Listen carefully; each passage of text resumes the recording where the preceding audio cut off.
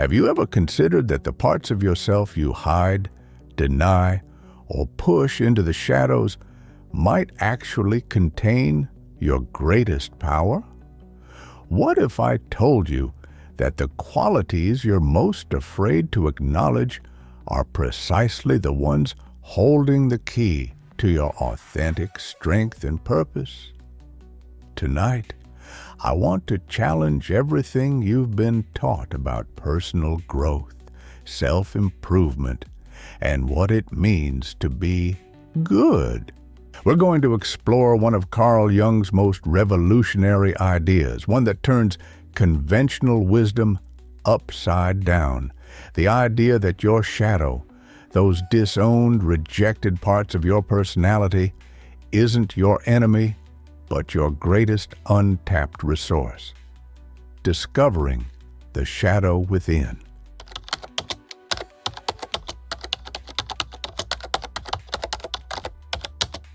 What exactly is this shadow I'm talking about?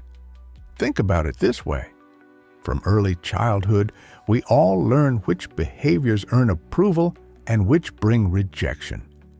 Remember when you were told to be nice even when you were angry, or to stop being so sensitive when you felt emotional, or perhaps to be practical when you expressed a wild dream? Gradually, we create what Jung called a persona, the acceptable face we show to the world. But what happens to all those rejected parts? They don't disappear. They form what Jung called the shadow, everything we hide from others and even from ourselves.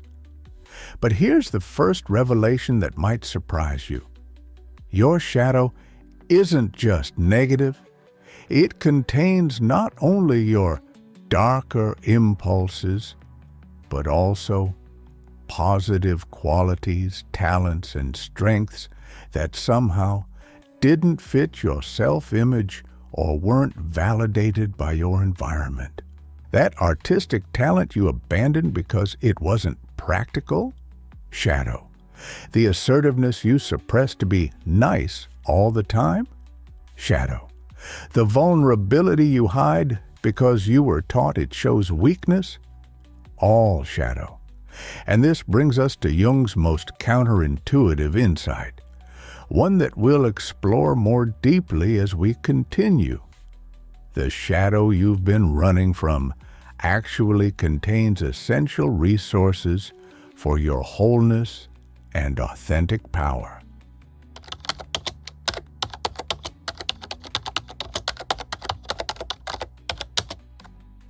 Have you ever noticed how some of the most outwardly moral people sometimes have the most dramatic falls from grace?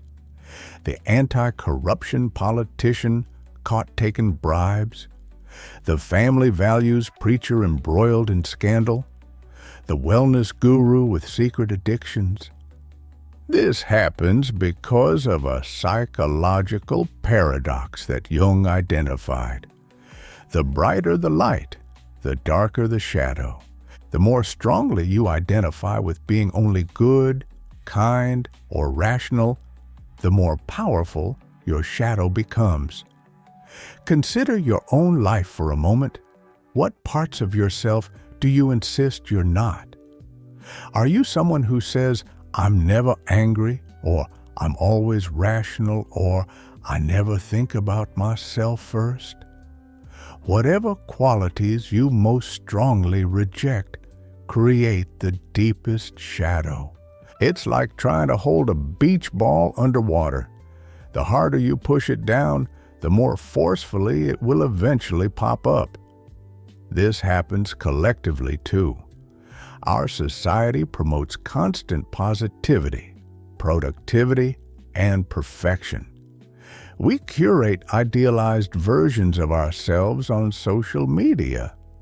We're told to focus on the positive and eliminate negativity. But this cultural pressure doesn't eliminate our shadow. It intensifies it.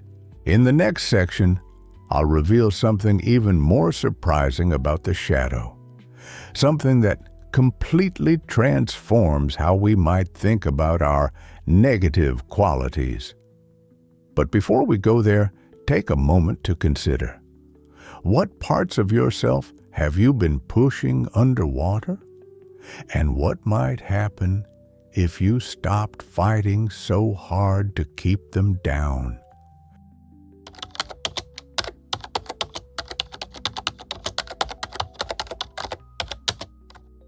Now, we come to the most radical part of Jung's teaching about the shadow. Those rejected, disowned parts of yourself actually contain tremendous value. In fact, they may hold the key to your greatest gifts. Think about it this way. Denying any aspect of yourself requires enormous energy. It's like constantly tensing a muscle, exhausting, and ultimately unsustainable. When you integrate your shadow qualities, you reclaim that energy. You stop fighting yourself. Let's look at some examples of how shadow qualities can transform when acknowledged. Anger. When suppressed, anger turns into passive aggression, resentment, or even physical illness. But when recognized and integrated, that same energy becomes healthy boundaries, motivation, and the courage to create change. The environmental activist fighting pollution is often channeling anger in constructive ways. Selfishness. People who deny any self-interest often become martyrs, burning out while secretly resenting others. When integrated, this becomes healthy self-care and authentic generosity, giving from fullness rather than obligation. Vulnerability. Those who hide vulnerability behind a tough exterior often struggle with intimacy and connection. When embraced, vulnerability becomes the gateway to authentic relationships and emotional depth. Remember Darth Vader from Star Wars? His journey represents the shadow perfectly. By denying his feelings and vulnerability, his power turned destructive. It was only by acknowledging his full humanity, including his love for his son, that he found redemption. Has there been a time in your life when acknowledging a negative quality actually led to growth? Perhaps admitting fear made you more authentic, or expressing anger finally created a needed boundary? What I'm suggesting might feel uncomfortable. We've been conditioned to think in terms of eliminating our bad parts and enhancing our good ones. But Jung offers a more nuanced path. Not elimination, but integration. Not perfect light, but wholeness. And this leads us to an even deeper insight about how the shadow operates in our relationships and daily interactions. What you'll discover next might completely change how you view the people who trigger you most.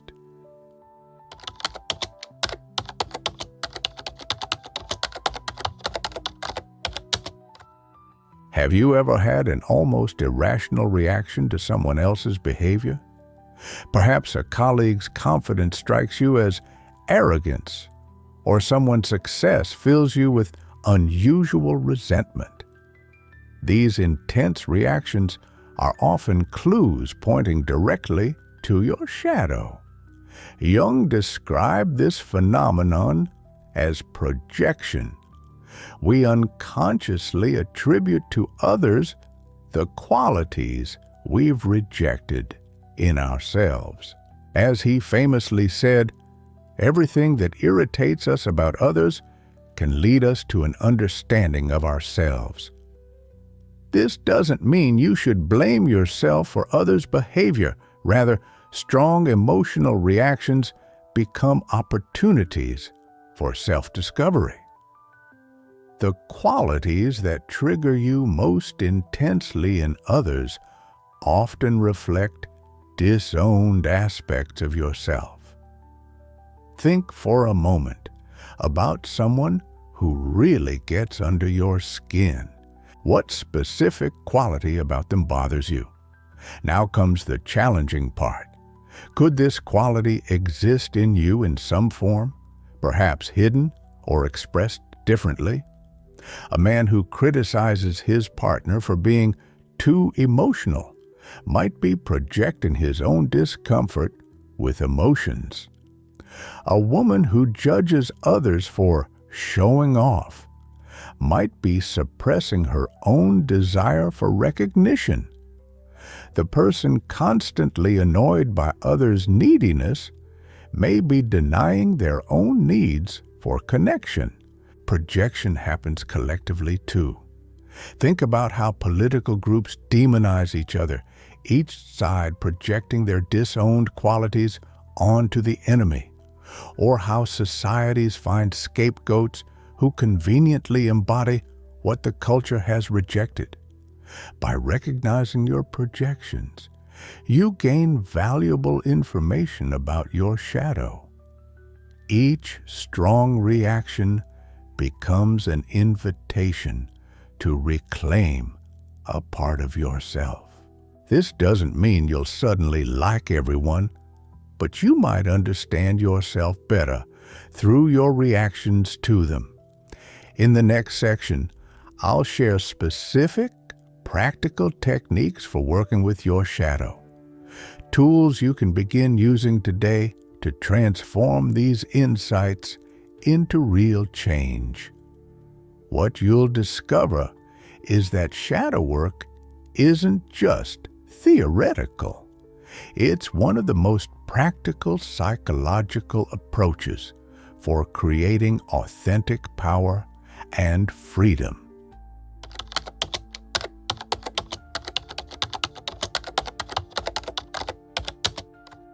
Now that you understand the power hidden in your shadow, how do you actually access it? How do you transform these insights into real change in your life?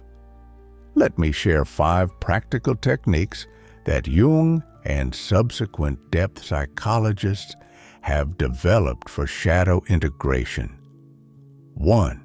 Emotional trigger, journaling. The next time you have a disproportionately strong emotional reaction to someone, use it as an opportunity for shadow work. Ask yourself, what specific quality or behavior triggered me? Why does this bother me so much? How might this quality exist in me in some form? What would change if I could accept this aspect of myself? Write your answers without judgment. Remember, you're exploring, not criticizing yourself. 2. Dream exploration. Your dreams offer direct communication from your unconscious, often featuring shadow elements. Keep a dream journal by your bed and record dreams immediately upon waking. Look for recurring characters or situations that provoke strong emotions. These often represent shadow aspects. Ask yourself, if this dream figure were a part of me, what would it be trying to express? 3. The shadow dialogue. This powerful technique involves giving your shadow a voice. Set aside 15 minutes in a private space.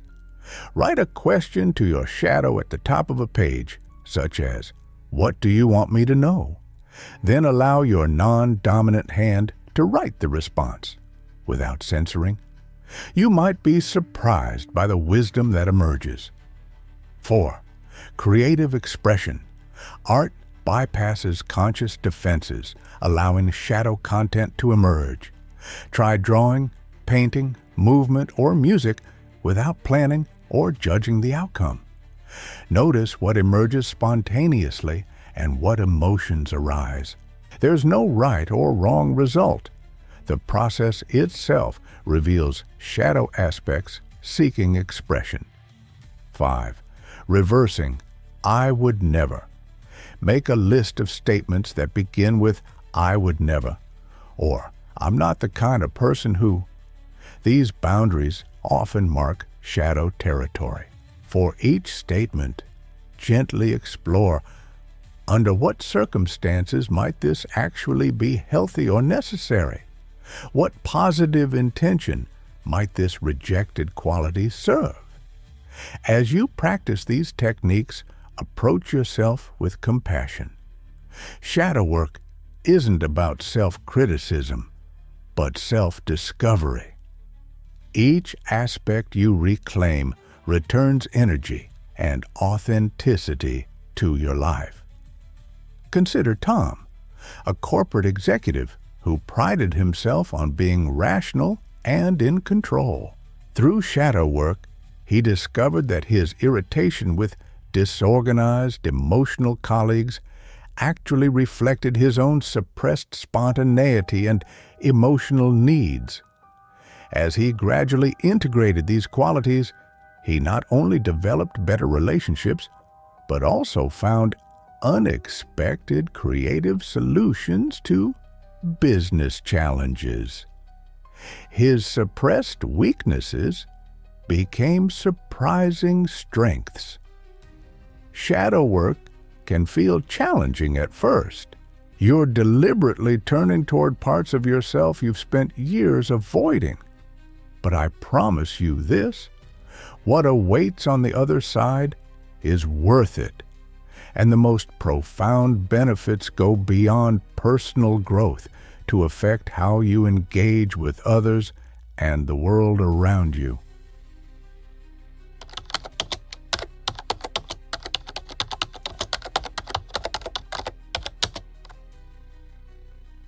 What we've explored so far might seem focused on individual psychology, your personal growth and integration. But Jung's vision went much further. He believed that shadow work has profound implications for our relationships, communities, and even global challenges. Think about your closest relationships.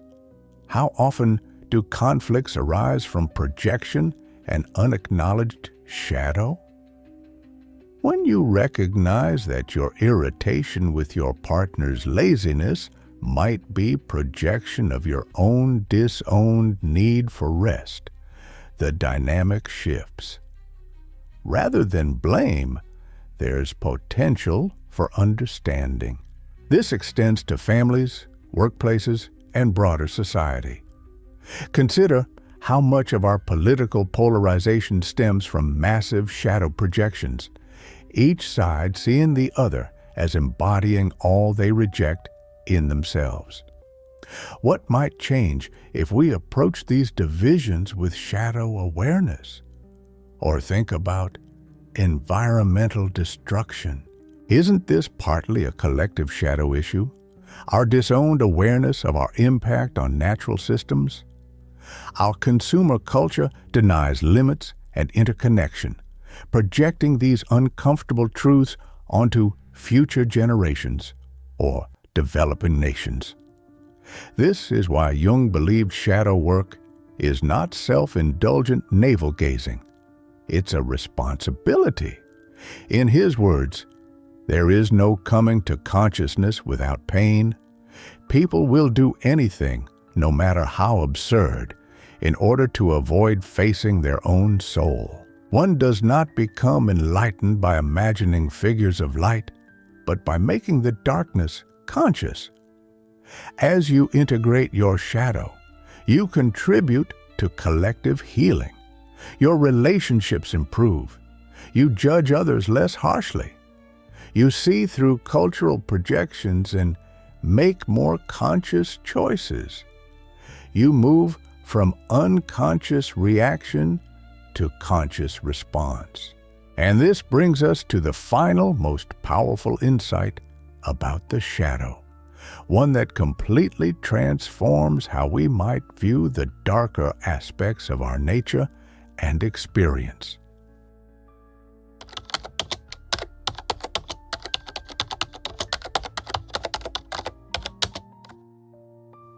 Throughout human history, across countless spiritual and philosophical traditions, we've been taught to pursue light and reject darkness, to become good and eliminate bad, to transcend our lower nature and reach for something higher. Jung's revolutionary insight turns this ancient paradigm on its head. True psychological and spiritual development isn't about becoming more perfect, it's about becoming more whole.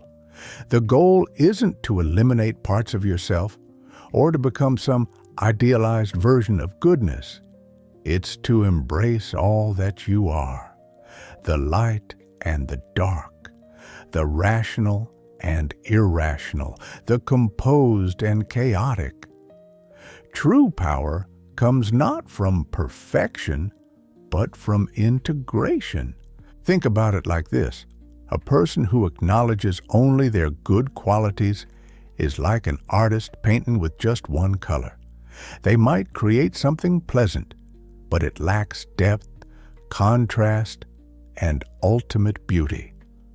Someone who has integrated their shadow has access to the full palette of human experience, creating a life with depth, authenticity, and true power.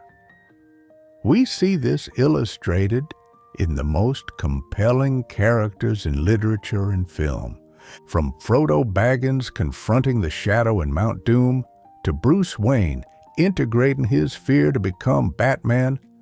The hero's journey always involves facing and integrating the shadow, not destroying it. As you move forward from today, I invite you to shift your perspective. What if the goal isn't to become more perfect, but more whole? What if those challenging parts of yourself aren't obstacles to overcome, but essential pieces of your complete self? Start small. The next time you feel an intense emotional reaction, rather than pushing it away, get curious. The next time you judge someone harshly, wonder what they might reflect back to you. The next time you feel that you shouldn't feel or want something, ask what wisdom might be hidden in that forbidden desire. Shadow work is a lifelong journey, not a destination. It's about bringing more and more of yourself into the light of awareness, not to eliminate what you find, but to reclaim the energy and wisdom contained within it. Remember Jung's profound words.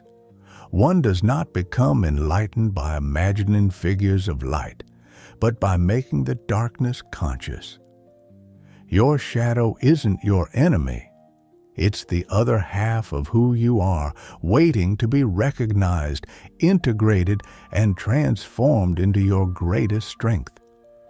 What parts of yourself will you reclaim today?